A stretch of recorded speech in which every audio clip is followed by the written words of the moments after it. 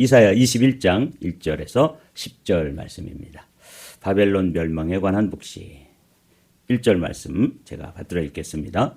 이것은 해변 광야를 두고 하신 엄한 경고의 말씀이다. 남쪽 광야에서 불어오는 회오리 바람처럼 침략자가 광야에서 쳐들어온다. 저 무서운 땅에서 몰아쳐 온다. 이 이제 바벨론에 관한 말씀이라고 이렇게 우리가 제목을 정하고 말씀을 나누게 되는데, 이 말씀은 한 두어 가지 의문이 있어요. 첫 번째로는 이 이사야서에서 12장까지가 유다에 관한 말씀이고 13장부터 23장까지는 유다 주변의 이방 나라들에 대한 하나님의 말씀이거든요. 근데 13장을 딱 시작하면서 바벨론에 관해서는 1차로 경고가 나왔어요. 그런데 21장에서 또 한 번 바벨론에 대해서 나오는 거예요. 다른 나라들은 한 번씩 경고하고 심판을 말씀하시고 회복을 말씀하시고 이렇게 지나갔는데, 이 바벨론이라고 하는 나라는 두 번씩이나 나온단 말이죠. 이게 이제 첫 번째 의문이고, 두 번째 드는 의문은 이 뒤에는 이제 바벨론이라고 명시가 되어 있는데, 이 바벨론이라는 나라에 대해서 이것은 해변 광야를 두고 하신 엄한 경고의 말씀이라 이렇게 되어 있죠. 근데 우리가 이제 잠시 후에 지도를 살펴보겠지만 이 바벨론은 해변을 이렇게 바다를 접하고 있는 땅이 아니에요. 그야말로 육지 한가운데거든요. 그런데 해변 광야라고 이렇게 표현한 것은 주님께서 이 천지를 지으신 주님께서 잠깐 또 지리적으로 뭔가 이렇게 착각을 하신 건가? 어떻게 이렇게 바다와 접하지 않은 그 바벨론에 대해서 말씀하시면서 해변이라고 말씀하실까? 한번 지도를 한번 보도록 하죠. 여기 이제 여러분들이 보는 오른쪽에 사마리아, 예루살렘 이런 그 북이스라엘과 남유다가 있죠. 이게 이제 이스라엘의 위치예요. 그리고는 그 주변으로 강대국들이 또 열방들이 쫙 그렇게 포진되어 있죠. 그 중에 지금 이 이사야 선지자가 활동하던 시대의 그 강대국은 저 북쪽에 있는 아수르라고 하는 나라예요. 그런데 이 바벨론이라는 나라는 아직 강대국으로 이렇게 자리를 잡고 세계의 패권 국가로서, 당시 그 중동 일대의 패권 국가로서 영향력을 행사하기 이전인데, 놀랍게도 그 일이 일어나기가 한 150년 전 정도에 이사야는 환상을 보고 바벨론이라는 나라가 큰 나라로 강대국이 되면서 어마어마한 아픔과 고통을 그 주변 나라들을 통치하고 짓밟고 착취하고 이러면서 이제 일어나겠구나 하는 것을 환상으로 미리 보는 거예요. 그리고 그것을 그 나라가 그렇게 또 강력한 영향력을 행사하면서 주변 나라들을 침공하고 또 탈취하고 그랬던 나라가 또 어떻게 하루아침에 망하게 되는지에 대해서도 말씀해 주시는, 이게 이제 오늘의 말씀이에요. 보십시오. 이 바벨론이라는 그 지역은 주변 전체가 여러분들이 보시는 오른쪽에 지중해가 있잖아요. 그 바다와 얼마나 멀리 떨어져 있어요. 근데 해변이라고 그렇게 되어 있는데, 이건 이제 그 당시에 그 나라의 유프라테스 강, 또 티그리스 강, 그런 거 들어보셨죠? 여기도 문명의 발상지인데 그 강이 바다처럼 크기 때문에 그 사람들은 그런 시적 표현을 쓴 거예요. 그러니까 이 바벨론이라는 나라의 그 문명의 중심지죠. 중국의 황하 문명이 있고 또 인도의 인더스 문명이 있는 것처럼 여기가 이제 메소포타미아 문명의 발상지예요. 그래서 여기서 지금도 요번에 이제 핵을 개발하고 세계적으로 좀 문제를 일으켰던 이란이라는 나라가 미국에 의해서 지금 주저앉았죠. 이 이란이라는 나라가 우리가 역사 속에서 아는 페르시아예요. 그래서 오늘 이 바벨론이라는 나라가 페르시아에게 망하게 되는데 그걸 묘사하고 있는 것이라는 것을 여러분들이 염두에 두십시오. 이 바벨론은 현대로 얘기하면 이라크 지역이에요. 그러니까 이라크, 이란은 다 인접해가지고 붙어서 이렇게 지금까지도 존재하지만 그 어떤 그 역사적 배경의 뿌리는 좀 다른 거죠. 오늘 그 말씀을 좀 나눠보도록 하겠습니다. 먼저 제가 이 말씀을 이렇게 묵상하다가 성경에서 이 바벨론이라고 하는 이 나라의 역사에 대해서 오늘 아침에 정리를 좀 해두십시오.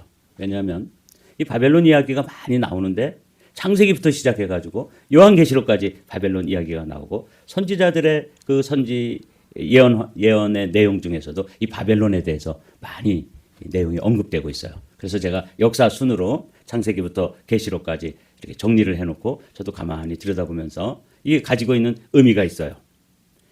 창세기 11장에 이제 노아의 홍수 이후에 사람들이 모여가지고 우리 조상들이 이 홍수로 인해서 멸망을 했는데 우리가 홍수에 멸망을 당하지 않으려면 높은 성을 쌓아가지고 하늘에 닿게 하면서 아무리 비가 많이 와도 이거 우리가 망하지 않는 그런 나라를 한번 건설해 보자.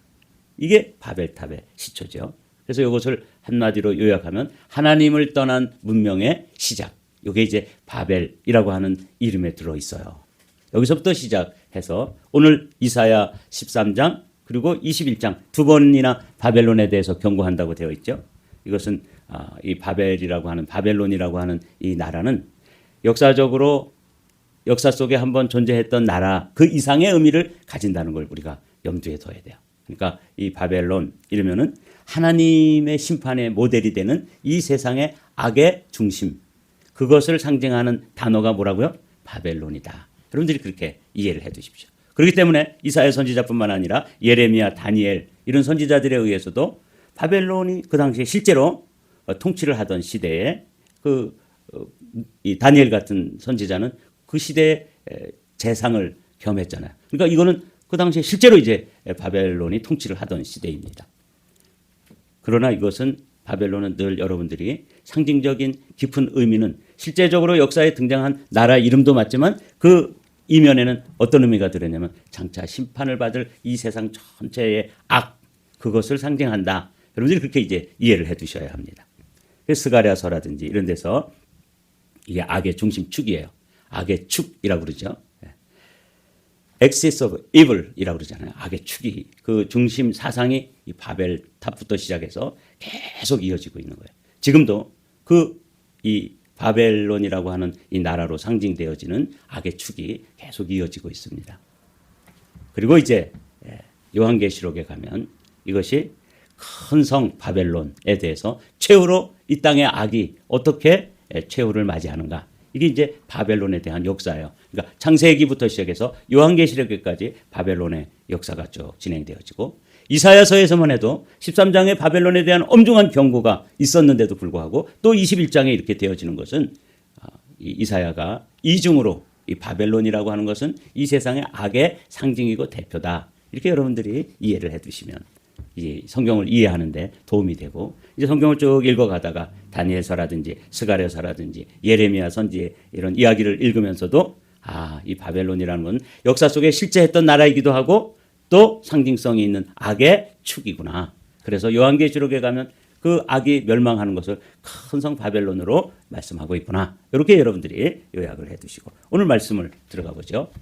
이것은 해변 광야를 두고 하신 엄한 경고의 말씀이라. 남쪽 광야에서 불어오는 회오리 바람처럼 침략자가 광야에서 쳐들어온다. 저 무서운 땅에서 몰아쳐 온다. 이 바벨론이라는 나라가 세력을 떨치면서 그 주변에 있는 나라들을 다 무너뜨리고 이 남쪽 유다, 북쪽 이스라엘은 아수르에 의해서 망했다 그랬죠. 이 남쪽 유다는 이 바벨론에 의해서 멸망을 하게 됩니다. BC 536년, 537년. 그거 이제 전쟁 기간이 있기 때문에 카운트하는 게 조금씩 달라요. 그래서 바벨론의 느부갓네살이라고 하는 왕에 의해서 그 시대 중동 일대 전체가 이제 통제 아래 들어가게 되고 그 바벨론 군대에 짓밟히게 되죠. 이게 역사입니다. 그런데 그렇게 심판의 도구였던 이 바벨론이 교만의 상징이에요. 그래서 교만이 머리끝까지 올라가고 결국은 이 바벨론조차도 어떻게 된다는 거예요? 또 무너지게 된다. 이게 이제 오늘 이 21장에서 1절부터 10절까지의 말씀입니다. 나는 끔찍한 계시를 보았다. 이건 이제 이사야 선지자가 말씀드린 것처럼 예언자들은 음성을 듣는 귀로 하나님의 음성을 듣고 계시를 받는 귀가 열린 그런 예언자들도 있는데 이 이사야는 제가 쭉 읽어가면서 이분은 이 눈이 열린 비전이 열렸어요. 그래서 이제 많이 보는 그런 선지자, 물론 듣기도 하겠지만 주로 이제 하나님의 계시를 받는 그 통로가 이 비전이에요. 그래서 여기도 보았다 이렇게 나오죠. 배신하는 자가 배신하고 파괴하는 자가 파괴한다. 이제 바벨론 이야기예요. 바벨론은 아수르가 패권 국가였을 때 끊임없이 배반을 하고 자신들이 이 힘을 모아가지고 독립하려고 그러고 그리고 주변 국가들을 그렇게 파괴하는 파괴자였습니다. 이제 이사야 선지자가 마치 사도 요한이 요한계시록을 보면서 어마어마한 마지막 시대의 그 계시를 받는 것처럼 이 바벨론에 대해서 지금 기도하다가 눈이 확 열려서 환상을 보는 거예요. 여러분도 환상을 보신 적 있나요? 기도하면서 보신 적 있죠? 이거는 눈을 떠도 보이는 그런 경우가 있어요. 뭐 지금 강력하게 하나님께서 열어주실 때는 그렇게 보이는 거죠. 저도 뭐 강단에서 뭐 봤다 뭐 이런 얘기 하긴 참 조심스럽지만 기도하다 보면 어느 날 이렇게 새벽에 우리 교회에 대해서도 저 자신에 대해서도 뭐 이 세계 이런 거는 제가 아직 보지를 못했지만 이렇게 가끔씩 보여주실 때가 있어요. 저는 이 귀로 듣는 쪽이 조금 더 열려 있는 것 같아요. 제 자신을 보면 제가 좀 논리적이고 이성적인 사람이기 때문에 이렇게 뭐 환상을 이렇게 보여주시고 자주 보여주시고 이러지는 않는 것. 근데 이 이사야는 선견자, 미리 보는 자였습니다. 그래서 여기 보았다. 그러면서 지금 이제 환상이 쫙 펼쳐지는 거예요. 엘라마 공격하여라. 메대야 에워 싸워라. 내가 바벨론의 횡포를 그치게 하고 억압받는 사람들의 탄식 소리를 그치게 하겠다. 이게 하룻밤에 일어난 사건이거든요. 바벨론이 멸망하는 건 이 이사야 시대부터 한 150년 후의 일인데 이사야는 벌써 여기서 현재형으로 보고 있는 거예요. 왜냐하면 하나님은 영원한 현재의 시기 때문에 그래요. 미래에 일어날 사건도 마치 과거적인 사건처럼 이미 이루어진 사건처럼 이렇게 쫙 보면서 이야기를 하잖아요. 이게 놀라운 일입니다. 그래서 여기 엘람, 메대 이거는 이제 당시에 바벨론의 마지막 왕이 그 느부갓네살의 아들 벨사살이라는 아들이 있었어요. 이 사람은 그냥 금수저로 태어나서 그냥 연애를 베풀고 먹고 마시고 즐기고 이러다가 어느 날 벽에 글씨가 나타난 거 아시죠? 메네 데겔 우바르신.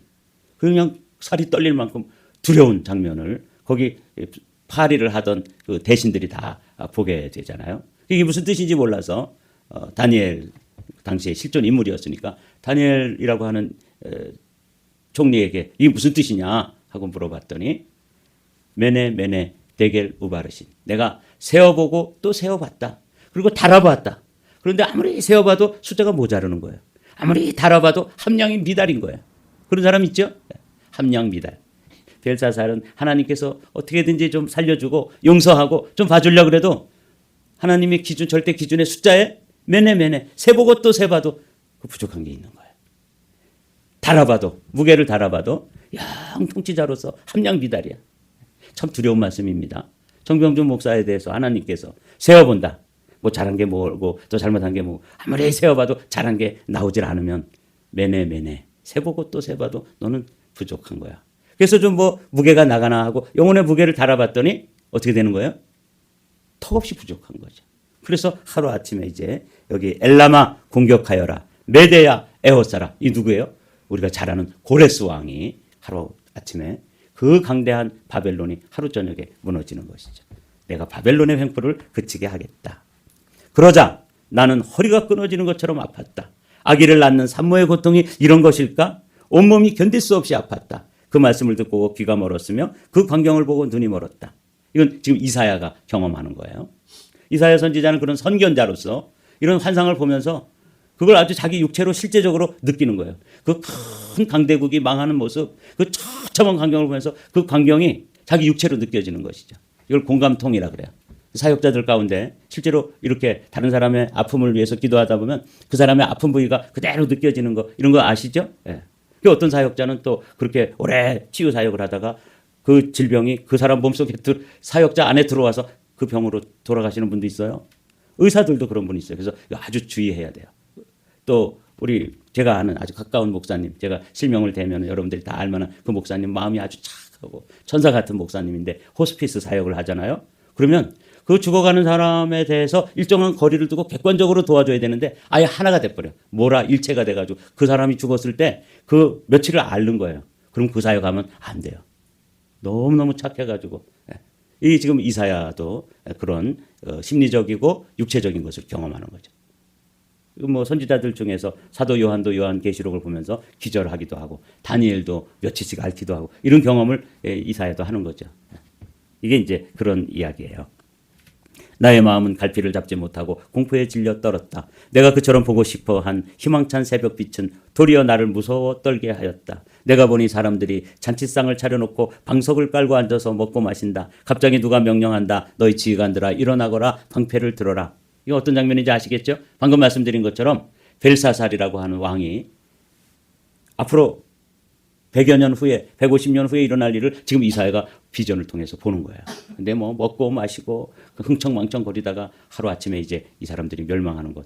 그래서 그거 우리 유대 나라에게는 그게 너무너무 여기 보면 희망찬 새벽빛과 같은 즐거운 소식이고 행복한 기쁜 굿뉴스잖아요. 근데 그 상황이 너무너무 끔찍하기 때문에 오히려 마음이 막 갈피를 잡지 못하고 공포에 질려 떨고 눈이 멀 정도, 귀가 멀 정도, 뭐 그냥 산모의 고통을처럼 막 허리가 끊어지는 것처럼 아프고 지금 그 환상을 보면서 이사야 선지자가 자기의 경험 속에서 이런 경험을 지금 하고 있는 거예요. 공감통을 느끼고 있는 거죠. 그러면서 역사의 한 장면을 본 거예요. 그날 저녁에 벨사살이 그렇게 연회를 베풀고 그냥 흥청망청 잔치를 하다가 하루 저녁에 망하게 되는 걸 이미 이사야 선지자는 예언을 통해서 계시를 통해서 보게 된 거죠. 주님께서 나에게 이렇게 말씀하셨다. 너는 가서 파수꾼을 세우고 그가 보는 대로 보고하라고 하여라. 기마병과 함께 오는 병거를 보거나 나귀나 낙타를 탄 사람이 나타나면 주의하여 살펴보라고 하여라. 이 파수꾼 이게 참 중요하잖아요. 이 역사에도 지금 이 역사가 지금 숨가쁘게 돌아가고 있는 거 아시죠?